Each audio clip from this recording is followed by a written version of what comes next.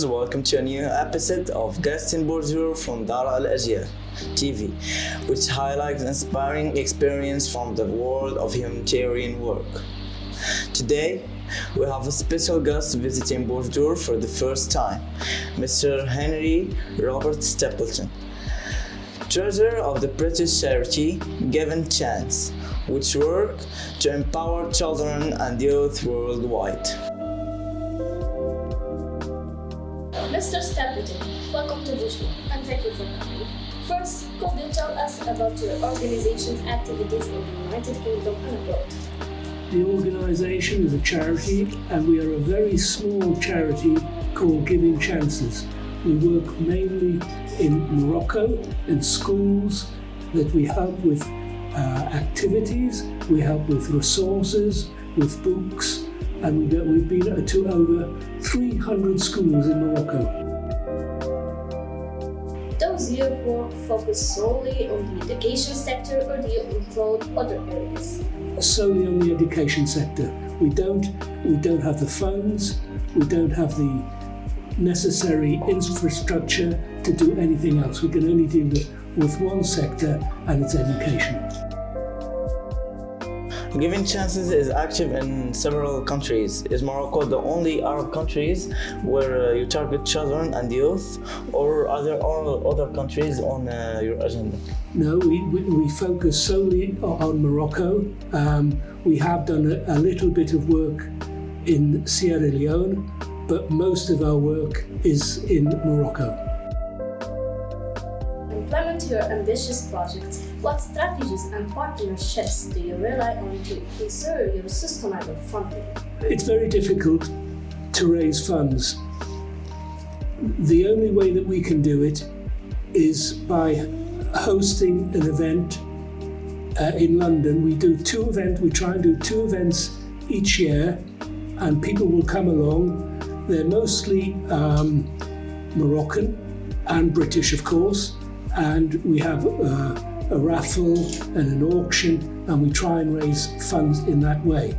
But I have to emphasize that we are a very small charity in comparison with others. We don't get paid. Nobody gets paid for Giving Chances. It's all completely voluntary. Do you rely on government support or the private sector? Nobody gives us anything. No government, no private sector. We exist on what we make from our events in England. Which are the most prominent challenges the association has faced while implementing its projects in Morocco or other countries? The most difficult part is obviously money, because without the money we can't buy the books, we can't buy the resources, and that's what we want to do.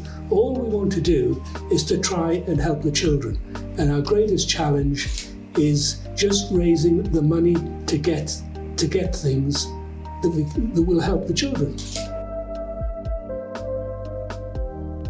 How were you able to turn these challenges into opportunities? It's not really a question that I can answer. The only thing I can say is that we try our best to help everybody who asks. We can't help everybody, but we do try. Throughout your career, you must have come across a success story that left a profound impact on you. Could you share one with us, and how it changed your perspective in humanitarian work? The thing that strikes me, and the thing I remember from Morocco is a few years ago we went to a school in Medina near Darbeda, and the children were there in the morning queuing up to go into the school at about 7 o'clock, and they'd all walked 5 kilometers to get to the school, and they do this every day. But they were absolutely brilliant. The way they turned up 7 o'clock in the morning, walked 5 kilometers, brilliant. And that left a memory with me. You have visited educational institutions in Morocco and Boujdor. What are the similarities and difference between them and the British institution in terms of infrastructure or curriculum? Everywhere that we've been in Morocco, we've been really beautifully welcomed. The welcome, it's a privilege and an honour to come to your country and help the schools as much as we can. But the thing that strikes me is from everywhere, the hospitality that we receive from the schools. As a first-time visitor to Morocco, what are your impressions of the country in general and the city of Boujdor in particular? This is not my first visit to Morocco. I've been to many cities in Morocco.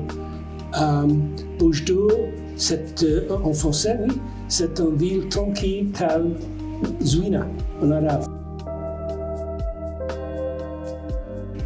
Was there anything that surprised you positively? I think, yes, the fact that the city is so quiet and calm and tranquille, it's very nice city. When you see the smiles on the faces of the children who benefit from your projects, how do you feel? Oh, brilliant. It's what we do. That's what we want to do. We want to help the children. And if they're happy and smiling, it's good. Was there a moment that made you realize that your work is making a real difference? I think, as I said before, when we went to Medina and all the kids turning up for school early and everything and so engaged in everything, it was marvellous. That made a difference. Mr. Statleton, any final words for our followers who wish to support your humanitarian efforts? It's really nice to be here, and thank you both for asking me the questions. You've done really well. We want to continue what we do as far as we can, but as always, the challenge anywhere is to get everything together to get the resources. But thank you to you both for asking the questions. You've been brilliant. Thank you very much for these valuable answers and for your efforts to create a better future for children. Viewers, you can follow the activities of Giving Chances Association through their website or social media pages. Until next time with a special guest, may you be well. وأنتم مشاهدينا الكرام، نشكركم على طيب المتابعة وإلى لقاء قريب مع ضيف جديد، وتقبلوا تحياتي. أنا مقدم البرنامج محمد رايان عصفوري، وزميلتي المقدمة هبة بقدير، والمخرج ياسين عليوات. في أمان الله.